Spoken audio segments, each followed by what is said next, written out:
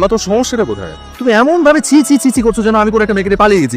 এটা করলে তো ভালো হতো, কিন্তু করে বলি একটু বন্ধু বান্ধব বানা, চেম্বার টু বাসা, বাসা টু চেম্বার, তুই ঘুরাঘুরি করতে পারিস না। ভাইজান আমি আর পারতেছি না, আমি অন্য একটা রিক্সা ভাড়া করে আচ্ছা ঠিক আছে, ভাইজানের দেখে মনে হচ্ছে আপনার মন টন খারাপ, ভাইজানটা প্রকৃতির জায়গায় ঘুরলে মনটা ভালো। আছে নাকি এরকম জায়গা আশেপাশে? এই তো আছে, সামনে আছে, চলেন।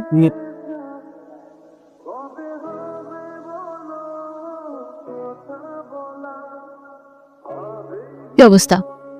ওর সাথে ফোনে কথা হয়েছিল কাউন্সিলিং এর ব্যাপারে। বলো কি সমস্যা? যে কোনো কিছু করতে ভালো লাগছে না, লাইফটাকে কিভাবে মানে সারাক্ষণ মন খারাপ থাকে, অনেক অলস লাগে, রোবট মনে হয় নিজেকে, তাই তো? পড়াশোনার বাইরে যখনই তোমরা অবসর পাচ্ছ তখন কি করছো? Mobile phone. শেষ কবে মাঠে গিয়ে খেলেছো?